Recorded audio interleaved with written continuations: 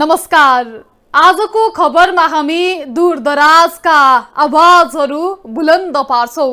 जनमतलाई कदर गर्दै फरक प्रसङ्ग र सूत्रमा बहस गर्छौं। समय, सन्दर्भ र सूचनाको क्षेत्रमा गतिशील रहन्छौं।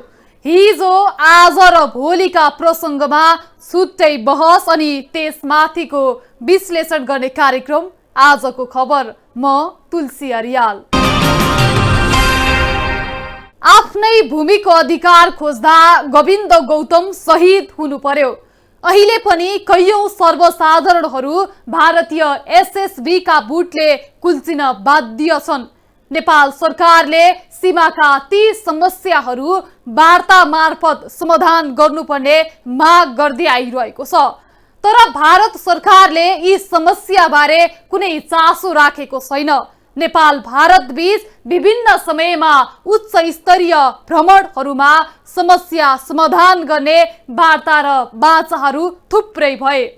नेपाललाई भारतले खेलाइरह्यो। अहिले जब नेपालले आफ्नो भूमिमाथिको अधिकार खोसेरै भए पनि लैजान तयार भयो, तब भारत तरङ्गित बनेको छ। नेपाल सरकारले कालापानी, लिपुलेक, लिम्पियाधुरा सहित गुन्जी, नाभी र कुटी गाउँ सहितको भूगोल समेटेर नक्सा सार्वजनिक गरेपछि भारतीय पक्षले यस क्षेत्रमा सुरक्षाकर्मी दैनिक परिचालन गरेको छ। पछिल्लो समय भारतले कालापानी लगायतका क्षेत्रमा दिनमा 1 दर्जन भन्दा बढी हवाई गस्ती गर्दै आएको छ। अहिले भारतले गुन्जीदेखि कालापानी, नाभिढाङसम्म सुरक्षाकर्मीको बाक्लो उपस्थिति गराएको छ। भारतले धारचुलादेखि कालापानीसम्मको सीमा क्षेत्रमा सुरक्षाकर्मीको संख्या दोब्बरले बढाउँदै लगेको छ। धारचुलादेखि लिपुलेकसम्मको सडक खण्डमा दैनिक सयौंको संख्यामा एसएसबी र सेनाका सवारी साधन परिचालन गरिएको छ। भारतीयले अहिले कालापानी भन्दा तल आई नेपाली सुरक्षाकर्मी र स्थानीयवासीलाई आवत जावतमा रोक लगाउने गरेको छ। नेपालले ब्यासको छाङ्ग्रुमा सशस्त्र प्रहरी बल नेपाल नम्बर 50 गुल्म स्थापना गर्ने निर्णय गरेको छ भने कालापानी नजिकैका कौवा र तिङ्करमा समेत सशस्त्र प्रहरीको बोर्डर आउटपोस्ट बीओपी स्थापना गर्दैछ।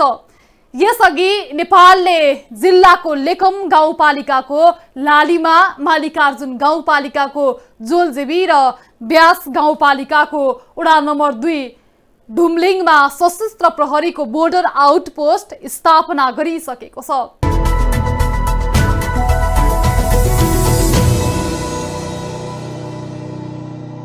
भारतद्वारा अतिक्रमित नेपाली भूमि लिपुलेकमा भारतीय वायुसेनाको विमानले उडान भरी निरीक्षण गरेको पाइएको छ।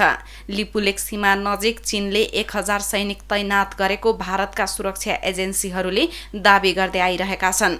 भारतीय सेनाले यो क्षेत्रमा जमिन मात्रै नभएर आकाशबाट पनि निरीक्षण तीव्र पारेको भारतीय पत्रिका अमर उजालाले समाचार लेखेको छ। पछिल्लो पटक गत मंगलबार अर्थात् साउन 20 गते भारतीय वायुसेनाको लडाकु विमानले लिपुलेक बोर्डरमा उडान भरेको बताइएको छ।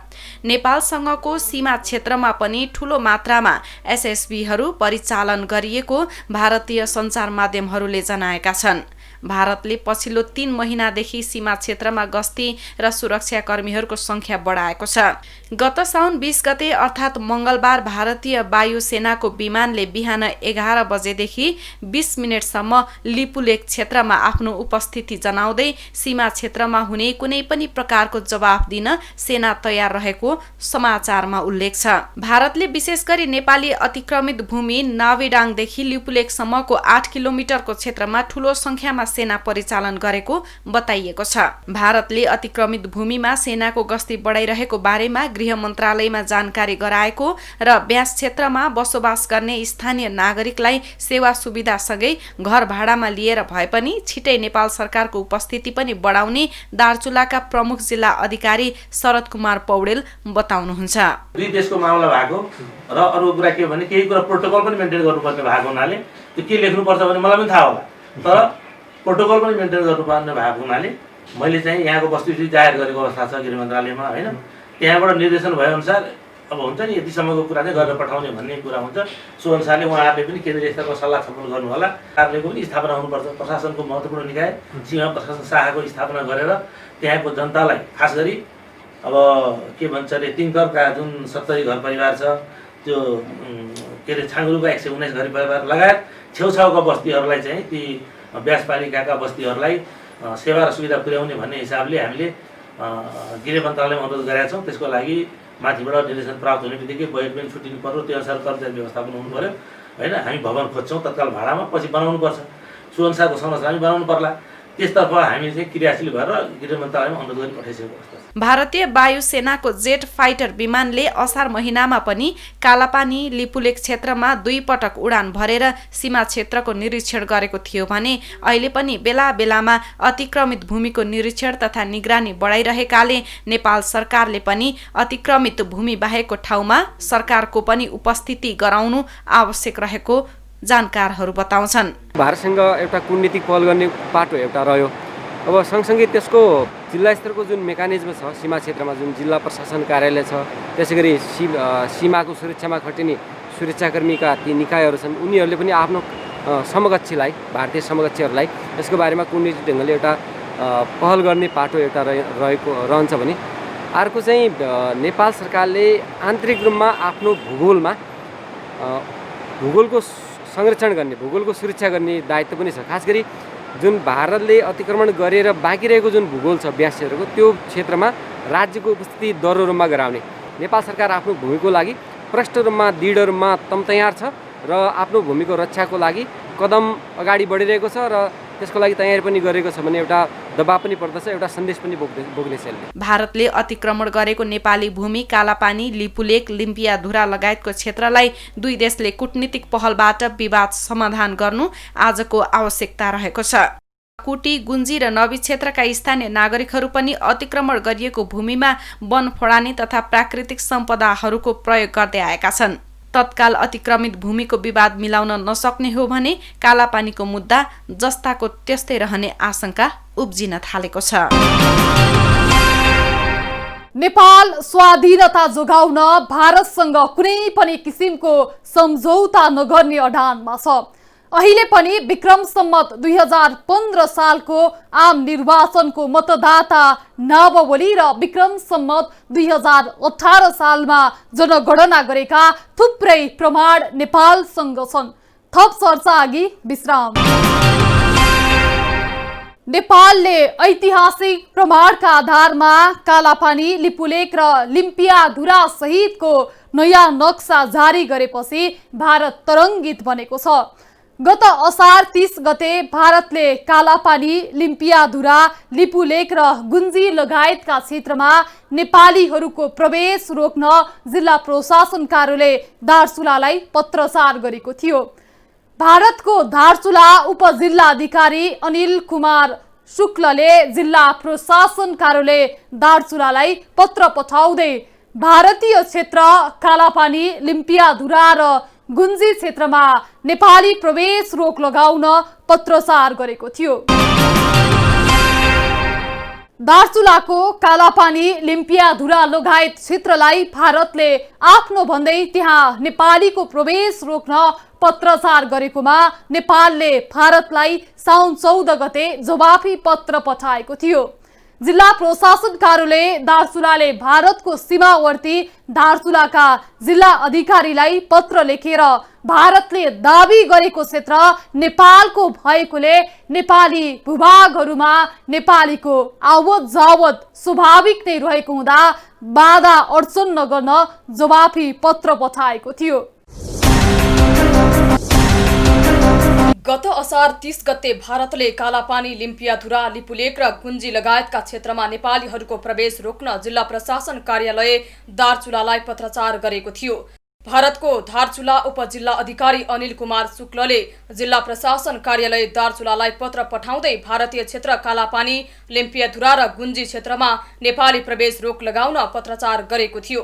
उपजिल्ला अधिकारी शुक्लले गत असार 30 गते जिल्ला प्रशासन कार्यालय दार्चुलालाई इमेल पठाउँदै यो क्षेत्रमा अवैध रूपमा सीमा पार गर्दै नेपाली आउने गरेको सूचना आएको उल्लेख गरिएको छ। उक्त क्षेत्रमा चोरी छिपी गरेर भूमिमा छिर्ने गतिविधिले दुवै क्षेत्रको प्रशासनलाई समस्या हुने भन्दै यस्ता गतिविधि रोक्न तथा सूचना दिन आग्रह गरेको थियो। नेपालले यो क्षेत्र आफ्नो रहेको भन्दै नक्सा जारी गरिसकेको अवस्थामा भारतले आफ्नै भूमि रहेको दावी गर्दै पत्र पठाएको थियो। पत्रमा भनिएको थियो विभिन्न नेपाली समूह भारतीय क्षेत्र गुन्जी, कालापानी, लिम्पियाधुरामा अवैध रूपमा लुकी छिपी सीमा पार गरेर आउन चाहन्छन्। यस प्रकारका कुनै सूचना तपाईहरूलाई प्राप्त भयो भने त्यसको जानकारी तत्काल दिने कष्ट गरिदिनुहोला। नेपाली भूभाग कब्जा गरेर बसेको भारतले उल्टै त्यो क्षेत्रमा नेपाली आएको बारे सूचना दिन आग्रह गरेको थियो।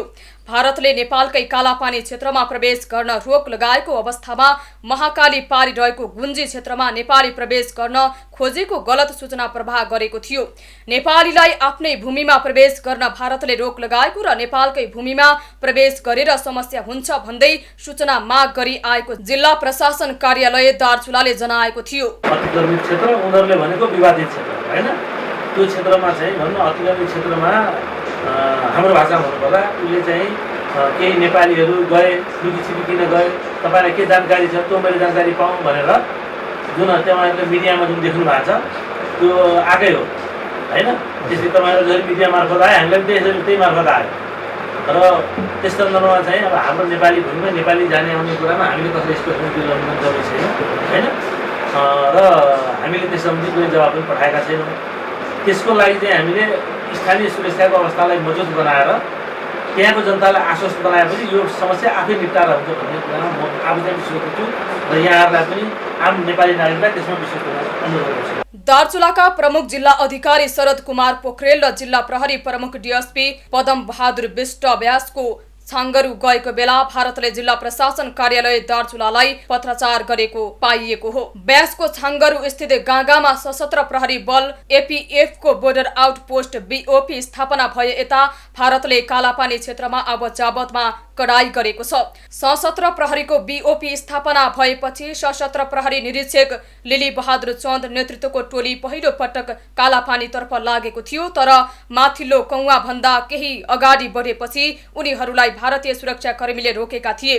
दार्चुला जिल्लावासी तथा नेपालीहरूलाई कालापानी क्षेत्रमा रहेको काली मन्दिरमा दर्शन गर्न जान पनि रोक लगाउनु भारतको ज्यादती भएकाले यसको कूटनीतिक पहलबाट समाधान गर्नुपर्ने स्थानीयको भनाइ छ। समय नेपालको आफ्नै ठाउँमा कालापानीको काली मन्दिरमा नेपालको त्यस क्षेत्रका बासिन्दाहरूले खास गरेर पूजाआजाका लागि जाने कुरोमा जुन भारत सरकारले त्यहाँ प्रतिबन्ध लगाएको भन्ने खबर छ। यो निकै दुःखद कुरा छ। खासमा नेपाल र भारत बीच विभिन्न क्षेत्रमा सांस्कृतिक तहमा विभिन्न सम्बन्धहरू छन्। यो सम्बन्धहरूकै कारण नेपाल र भारत बीचको दुई देश बीचको आत्मीयता र घनिष्ठता हो।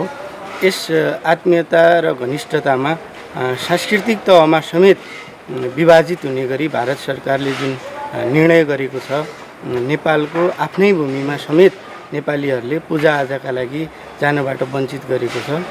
यो कुराप्रति यहाँका जनताहरू निकै दुखित छन् र यो कुरोलाई भारत सरकारले सच्याउनुपर्छ र नेपाल सरकारले यस कुरोको लागि कूटनीतिक पहल गरेर त्यहाँका जनताहरूको परम्परागत रूपमा जुन सांस्कृतिक पूजाआजाको गर्ने चलन हो त्यसलाई स्थापित गराउनको लागि पहल गर्नुपर्छ। यता दार्चुलाको कालापानी, लिम्पियाधुरा लगायत क्षेत्रलाई भारतले आफ्नो भन्दै त्यहाँ नेपालीको प्रवेश रोक्न पत्राचार गरेकोमा नेपालले भारतलाई साउन 14 गते जवाफी पत्र पठाएको थियो। जिल्ला प्रशासन कार्यालय दार्चुलाले भारतको सीमावर्ती दार्चुलाका जिल्ला अधिकारीलाई पत्र लेखेर भारतले दाबी गरेको क्षेत्र नेपालको भएकोले नेपालीलाई दुःख नदिन भनेको थियो। गृह मन्त्रालयको निर्देशनपछि दार्चुलाका जिल्ला अधिकारीलाई जवाफी पत्र पठाइएको दार्चुलाका प्रमुख जिल्ला अधिकारी शरद कुमार पोखरेलले बताउनु भएको थियो। पहिलो चाहिँ तपाईँको हाम्रो ऐतिहासिक जुन 1816 मा जुन ऐतिहासिक सुगौली सन्धि हो नेपाल र इन्डिया कम्पनीको बिचमा, त्यस बिचमा भएको सम्झौताको धारा 5 मा भएको व्यवस्था अनुसार र तत्कालीन नक्साहरू र ऐतिहासिक सबुत प्रमाणको आधारमा ती अघि भनिएका भूमिहरू हैन गुजी, नापी, कुटी अब के अरे लिम्बुधुरा लिपुलेक लगायतका भूभागहरू चाहिँ नेपालकै भूभाग रहेको भन्ने कुरा त्यहाँ प्रष्ट रहेको व्यवस्था छ। त्यसै गरी अब अर्को चाहिँ हाम्रो ऐतिहासिक तथ्य प्रमाणले त्यो देखायो र त्यो नेपालको भूमि भइसकेको सन्दर्भमा नेपालीहरूको आवागमनलाई कसैले बाधा अवरोध गर्न पाइँदैन भन्ने कुरा हामीले भनेका छौँ होइन।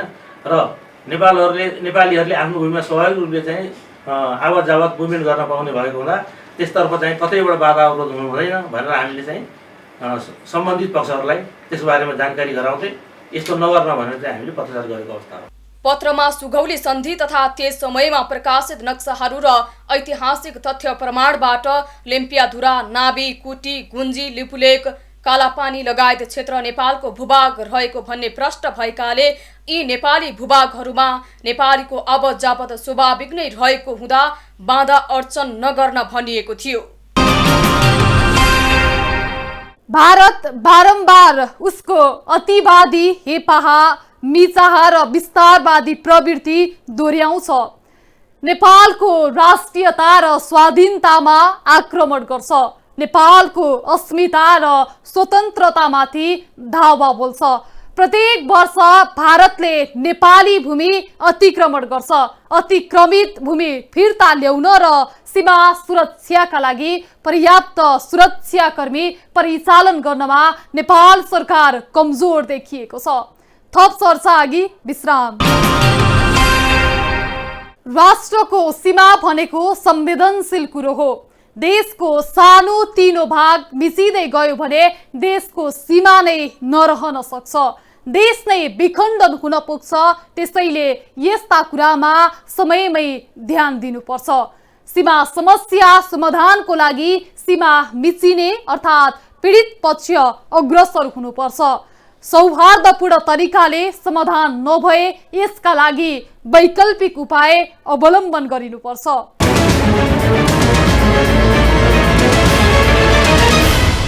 भारतलाई सीमा विवादको विषयमा कुराकानी गर्नका लागि नेपालले मनाउन सकेको खण्डमा नेपाल भारत सीमा विवादको समस्या समाधान गर्न सकिन्छ। समस्या समाधान गर्न कठिन छैन। भारतद्वारा मिचिएको हाम्रो सीमा समस्या पुराना नक्सा, दस्तावेज, प्रमाणका आधारमा शान्तिपूर्ण तरिकाले वार्ताद्वारा समाधान गरिनुपर्ने भूगोलविद तथा सीमाविद बुद्धिनारायण श्रेष्ठको भनाइ छ। भूगोलविद तथा सीमाविद श्रेष्ठका अनुसार समस्या समाधानका लागि विज्ञ स्तरीय कूटनीतिक मिसन परिचालन गरी सहज वातावरण सृजना गर्नुपर्छ। भारतीय समकक्ष रिसौलान् र आफ्नो कुर्सी ढलमल होला भन्ने डर आफ्नो मनबाट हटाउनुपर्छ। राष्ट्रको सीमा भनेको संवेदनशील कुरो हो। देशको सानोतिनो भाग मिचिँदै गयो भने अन्ततोगत्वा देशको सीमा नै नरहन सक्छ, देश नै विखण्डन हुन पुग्छ। त्यसैले यस्ता कुरामा समयमै ध्यान दिनुपर्छ। सीमा समस्या समाधानको लागि सीमा मिचिने अर्थात् पीडित पक्ष अग्रसर हुनुपर्छ। सौहार्दपूर्ण तरिकाले समाधान नभए यसका लागि वैकल्पिक उपाय अवलम्बन गरिनुपर्छ। त्यो भनेको तेस्रो देशको मध्यस्थता खोज्नु पनि एक हो। त्यसरी पनि समाधान नभएमा संयुक्त राष्ट्रसङ्घ तथा अन्तर्राष्ट्रिय अदालतको ढोका घचघचाउन कम्मर कस्नुपर्छ। सीमा समस्या, विवाद तथा अतिक्रमण जस्ता राष्ट्रिय मुद्दालाई संवेदनशील विषयको रूपमा लिनुपर्छ। यसलाई ओझेलमा पार्नु हुँदैन। यस प्रकार हेर्दा नेपाल र भारतका बीचमा सीमा सम्बन्धी धेरै ठाउँमा समस्याहरू रहेका छन्। त्यसलाई समयमै समाधान गर्नु जरुरी छ। त्यसको लागि सरकार र सम्बन्धित मन्त्रालय तथा विभागहरूले समयमै ध्यान दिनु जरुरी छ। समस्या बल्झदै गयो भने पछि समाधान गर्न झन्झन गाह्रो हुन सक्छ। सोही माध्यम वर्तमान सरकारले सीमा समस्या समाधानका लागि भारतको साथ खोजिरहेको छ। नेपाललाई सधैँ दुःख दिएर भारतमुखी बनाइराख्न खोज्नु असल मित्रताको विपरीत छ। नेपाल सरकारले कालापानी क्षेत्रमा रहेका भारतीय सुरक्षाकर्मीलाई यथाशीघ्र हटाउन कूटनीतिक पहल गर्नुपर्दछ। सो क्षेत्रमा सशस्त्र प्रहरी पोस्ट स्थापना गर्नुपर्छ। आवश्यक परे सीमा अतिक्रमणको विषयलाई अन्तर्राष्ट्रिय अदालतसम्म लैजानुपर्छ। सीमालाई थप नियमन र व्यवस्थित गर्नुपर्छ। खुला सिमाना अब सधैँका लागि बन्द गरिनुपर्छ। सिमानामा पर्खाल निर्माण वा काँडे तारले घेर्ने व्यवस्था गर्नुपर्छ। नमस्कार।